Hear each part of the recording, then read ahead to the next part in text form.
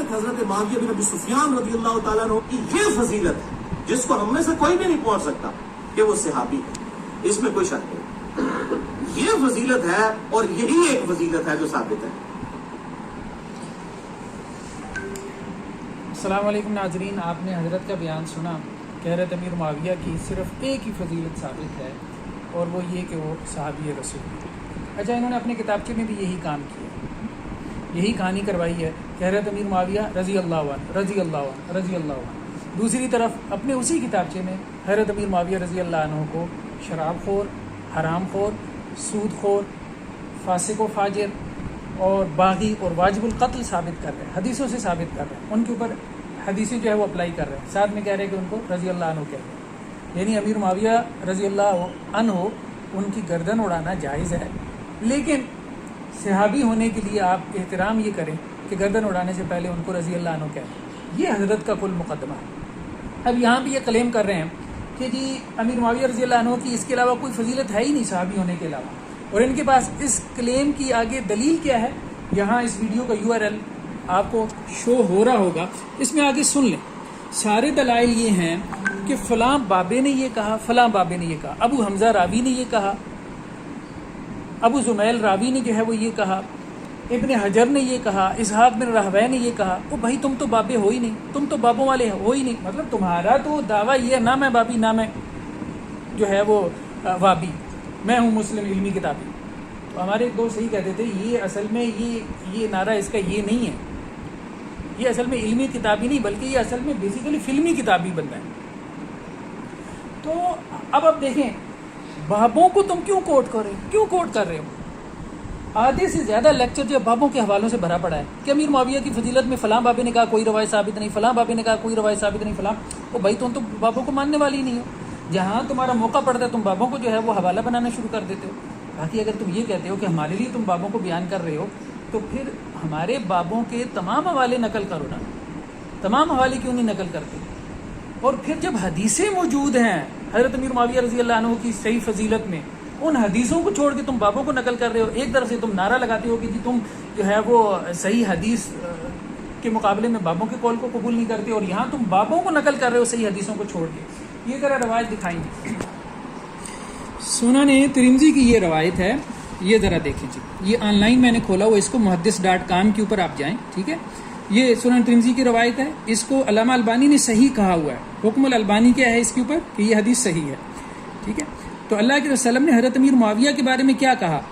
اللہ کے رسول نے کہا اللہم اجعلہ ہادیا مہدیا واہد بہ، یا اللہ آپ امیر معاویہ کو ہادی اور مہدی بنا دیں۔ ہادی خود ہدایت یافتہ یعنی ہدایت دینے والا، ہادی ہدایت دینے والا، مہدی جس کو ہدایت دی گئی، اور یا اللہ ان کے ذریعے خلق خدا کو ہدایت دیں۔ واہد بہ، امام ترمذی کہتے ہیں یہ حدیث حسن غریب ہے۔ تو اب مجھے بتائیں سنن ترمذی میں اب یہ باب دیکھیں، امام ترمذی نے باب کون سا؟ باب مناقب معاویہ بن ابی سفیان، معاویہ بن ابی سفیان کے مناقب کا بیان۔ او بھائی تمہیں یہ حدیثیں جو ہے وہ بھول جاتی ہیں نقل کرنی، صحیح حدیثیں علامہ البانی اس کو صحیح کہہ رہے ہیں، امام ترمذی اس کو حسن کہہ رہے ہیں، اور ائمہ محدثین کے آپ حکم جو ہے وہ اس حدیث کے اوپر اٹھا کے دیکھیں۔ اللہ کے رسول کہہ رہے ہیں کہ وہ ہادی مہدی ہیں اور ان کے ذریعے خلق خدا کو جو ہے وہ ہدایت ملے گی۔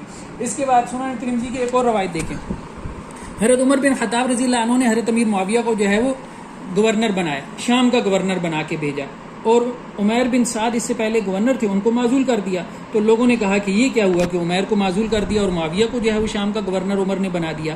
تو حضرت عمیر نے کہا کہ معاویہ کا بھلے طریقے سے ذکر کرو، کیونکہ رسول اللہ صلی اللہ علیہ وسلم سے انہوں نے کیا سنا ہے کہ اللہ تعالیٰ ان کے ذریعے ہدایت دے، لوگوں کو ہدایت دے۔ یہ علامہ البانی کیا کہہ رہے ہیں؟ یہ حدیث جو ہے وہ کیا ہے؟ وہ صحیح ہے۔ نیچے پوری بحث ہے، یہ دیکھیں عربی میں الحکم التفصیلی، علامہ البانی کا السلسلہ الصحیحہ کا یہ حوالہ، پوری تفصیل موجود ہے کہ یہ حدیث کیسے صحیح ہے۔ اب اس کے بعد آپ کہتے ہیں کہ جی امیر معاویہ رضی اللہ عنہ کی فضیلت میں جو ہے وہ کچھ بھی ثابت نہیں ہے، بابوں کو آپ نقل کرتے ہیں، آپ حدیثوں کو چھوڑ کے حدیثوں کو آپ چھپا رہے ہیں، کتنی بڑی آپ جو ہے وہ خیانت کر رہے ہیں۔ اس کے بعد آپ دیکھیں، آپ تو حدیث کی بات کرتے ہیں، قرآن مجید سے حضرت امیر معاویہ کی فضیلت ثابت ہے۔ اللہ عز و جل نے یہاں پہ یہ سورہ حدید کی آیت ہے، سورہ حدید جو ہے اس کی آیت ہے۔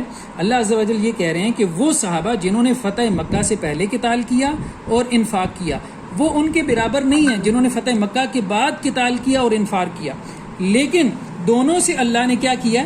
وَكُلًّا وَعَدَ اللَّهُ الْحُسْنَى، دونوں سے اللہ نے جنت کا وعدہ کر رکھا ہے، دونوں جنتی ہیں۔ فتح مکہ کے بعد حضرت امیر معاویہ رضی اللہ عنہ نے انفاق کیا، جہاد بھی کیا، حنین میں شریک ہوئے۔ تو ہم اب مجھے یہ بتائیں کہ حضرت امیر معاویہ رضی اللہ تعالیٰ عنہ کی فضیلت تو قرآن مجید سے ثابت ہو رہی ہے، اور آپ یہ کہہ رہے ہیں کہ ان کی فضیلت میں کوئی روایت ثابت نہیں ہے، ان کا جنتی ہونا قرآن مجید سے ثابت ہو رہا ہے۔ پھر آپ دیکھیں یہاں پہ یہ سورہ توبہ کی آیت دکھائیں گے۔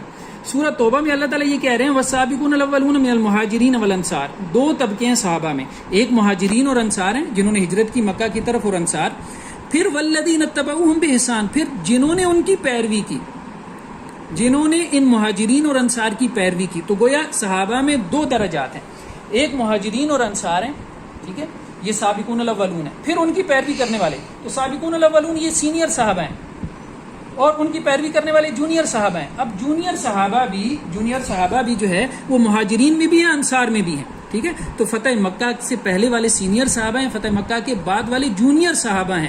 دونوں سے اللہ تعالیٰ نے کیا وعدہ کر رکھا ہے کہ اللہ تعالیٰ ان سے راضی ہے، رضی اللہ عنہ ورضوا عنہ، اور دونوں سے اللہ نے جنت کا وعدہ کر رکھا ہے، دونوں سے اللہ نے جنت کا وعدہ کر رکھا ہے۔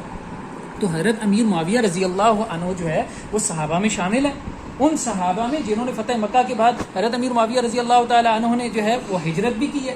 تو ٹھیک ہے، لا ہجرت بعد الفتح ہے، فتح مکہ کے بعد ہجرت جو ہے وہ لازم نہیں ہے، فرض نہیں ہے، لیکن فتح مکہ کے بعد بھی لوگوں نے جو ہے وہ مدینہ کی طرف ہجرت کی ہے۔ تو اس طرح سے کچھ انصار ایسے ہیں جو جونیئر ہیں، کچھ مہاجرین ایسے ہیں جو جونیئر ہیں۔ تو حضرت امیر معاویہ بھی ان جونیئر صحابہ میں سے ہیں جو مہاجرین میں سے ہیں، ٹھیک ہے، جن کا ذکر یہاں پہ آ رہا ہے والذین اتبعوہم بإحسان، جنہوں نے ان سینئر کی جو ہے وہ پیروی کی اور اتباع کی۔ اب آپ دیکھیں اس کے بعد جو ہے وہ حضرت امیر معاویہ رضی اللہ تعالیٰ عنہ کی کیا یہ تھوڑی فضیلت ہے کہ وہ کاتب وحی تھے؟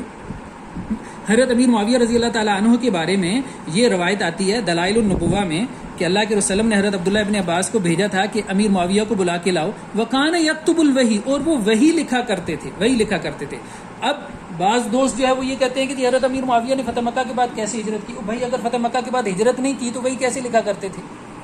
یہ دلائل النبوہ کی صحیح روایت ہے نا کہ وہی لکھا کرتے تھے حضرت امیر معاویہ۔ تو اگر انہوں نے ہجرت نہیں کی اور حضرت عبداللہ ابن عباس جو ہے ان کو بلا کے لا رہے ہیں اور یہ خود دعویٰ کر رہے ہیں، حضرت عبداللہ ابن عباس یہ کہہ رہے ہیں کہ وہ وہی لکھا کرتے تھے، تو پھر وہ کیسے وہی لکھ لیا کرتے تھے؟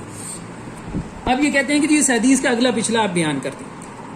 علماء جو اس حدیث کا اگلا پچھلا جو ہے چھپا دیتے ہیں، وہ دیکھیں جی صحیح مسلم کی روایت ہے، حضرت عبداللہ ابن عباس کہتے ہیں کہ میں جو ہے وہ کھیل رہا تھا لڑکوں کے ساتھ، تو اللہ کے رسول نے کہا کہ معاویہ کو بلا کے لاؤ، تو میں معاویہ کو جو ہے وہ بلا کے لایا، اور درمیان میں یہ بات ہے کہ وہ کھانا کھا رہے تھے، تو اللہ کے رسول صلی اللہ علیہ وسلم نے کہا کہ ان کو بلا کے لاؤ، تو دوبارہ کہا، تو وہ پھر جب دوبارہ گئے تو کہا کہ جی وہ کھانا کھا رہے ہیں، تو اللہ کے رسول نے کیا کہا کہ بھائی اس کا پیٹ نہ بھرے۔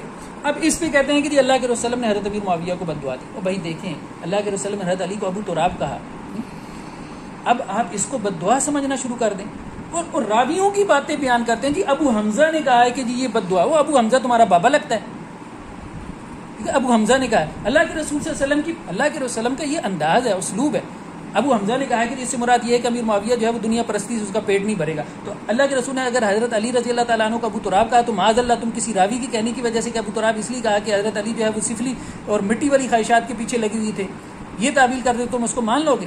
حضرت ابو ہریرہ جو ہے ان کا نام اللہ کے رسول نے ابو ہریرہ کہا ہے، تو مطلب تم یہ باتیں کرنا شروع کر دو کہ تو ہر وقت کھیل تماشے میں لگے رہتے تھے، بلیوں سے کھیلتے رہتے تھے۔ اللہ کے رسول کا ایک انداز تھا، یہ مطلب حدیث میں آپ دیکھیں نا، رغم عن فی ابی ذر، ابو ذر کی جو ہے وہ ناک خاک آلود ہو، تو اللہ کے رسول کیا یہ کہہ رہے ہیں کہ ابو ذر ذلیل ہو جائے؟ اللہ کے رسول کا ایک انداز تھا، اسی لیے اس طرح حدیثوں میں انداز آتا ہے سکلت کو امک، وہ تیری ماں تجھے جو ہے وہ گم پائے، تیری ماں تیرے اوپر روئے، یہ کچھ انداز ہیں جیسے ہم کسی کو کہتے ہیں، اور جیسے ہم اپنے بچے کو کہتے ہیں تو تیرا ٹیڈ نہ پڑے، ٹھیک ہے، مطلب یہ انداز ایک لائٹ قسم کا کمنٹ تھا، اس کو اللہ کے رسول صلی اللہ علیہ وسلم کی معاذ اللہ تم نے بد دعا بنا دی۔ اس پہ اب آپ دیکھو یہاں پہ صحیح مسلم میں باب کیا باندھا ہوا ہے، اس باب کے اوپر ہی آپ غور کر لیں، یہ باب کیا ہے کہ اللہ کے رسول صلی اللہ علیہ وسلم یہ کہہ رہے ہیں کہ جس کو میں نے برا بلا کہا ہو، جس کے خلاف میں نے بد دعا کی ہو اور وہ اس کا مستحق نہ ہو تو اس کو اس کا اجر ملے گا۔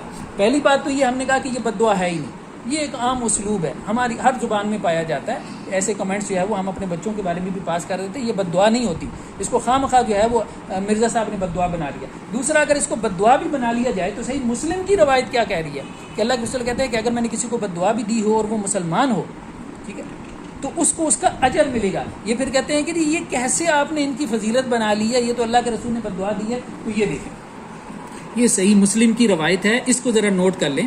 یہ صحیح مسلم کی جو روایت ہے، اب اس میں اللہ کے رسول کے پاس جو ہے وہ دو لوگ آئے. اللہ کے رسول صلی اللہ علیہ وسلم کو انہوں نے ناراض کر دیا، تو آپ صلی اللہ علیہ وسلم نے ان پہ لعنت کی اور ان کو برا بلا کہا. جب وہ چلے گئے تو حضرت عائشہ رضی اللہ عنہ نے کہا کہ اللہ کے رسول ان کی تو خیر نہیں. اللہ کے رسول نے کہا کیا ہوا؟ تو حضرت عائشہ نے کہا آپ نے تو ان کو لعن طعن کیا. تو اللہ کے رسول نے فرمایا کہ عائشہ تجھے علم نہیں کہ میں نے اپنے رب سے ایک شرط باندھی ہوئی؟ تو حضرت عائشہ نے کہا کیا شرط باندھی؟ تو اللہ کے رسول نے فرمایا کہ فَأَيُّ الْمُسْلِمِينَ لَأَنْتُهُ أَوْ سَبَبْتُهُ، میں نے اللہ سے یہ شرط باندھی ہوئی کہ اللہ تعالیٰ بشری تقاضی کی وجہ سے اگر میں کسی بھی مسلمان کو، امیر معاویہ مسلمان نہیں ہے کیا، کسی بھی مسلمان کو اگر میں اس کے اوپر لعنت کر دوں یا اس کو برا بلا کہوں تو یا اللہ اس کا اجر بڑھا دینا، اس کے گناہوں کو معاف کر دینا. ٹھیک ہے، تو صحیح مسلم کے اوپر یہی تو چیپٹر، یہی تو باب باندھا ہے امام نبوی رحمہ اللہ علیہ نے. ٹھیک ہے، تو اب آپ دیکھیں کہ یہ صاحب کہتے ہیں کہ جی حدیثیں چھپاتے ہیں. حدیثیں ہم کہاں چھپاتے ہیں بھائی؟ ہم لوگوں نے تو سافٹ ویئر بنائے ہیں، آن لائن ساری حدیثیں جو ہے وہ کر رکھی ہیں. حدیثیں تو آپ چھپا رہے ہیں، آپ جو ہے وہ حدیثوں کو چھپا کے جو ہے وہ بابوں کا قول جو ہے وہ نقل کر رہے ہیں. آپ کا پورا کتابچہ جو ہے وہ جھوٹ کا پلندہ ہے. واقعہ کربلا کا حقیقی پس منظر، جس میں اوپر ہیڈر چل رہا ہے کہ صرف قرآن اور صحیح حدیث، اور اندر بابوں کے اقوال نقل کیے جا رہے ہیں، اندر تاریخی کتابوں کے حوالے نقل کیے جا رہے ہیں، اندر جو ہے وہ کتب حدیث کی جی شروع میں یہ لکھا ہوا ہے. بھائی کوئی شرم اور کوئی حیا ہونی چاہیے. نعرہ یہ ہے کہ نہ میں بابی، میں ہوں مسلم علمی کتابی، اور صحیح حدیثوں کو چھوڑ کے ایک بندہ بابوں کو نقل کرنا شروع کر دے کسی مسئلے میں، تو وہ علمی کتابی ہوگا یا وہ فلمی کتابی ہوگا؟ السلام علیکم ورحمۃ اللہ.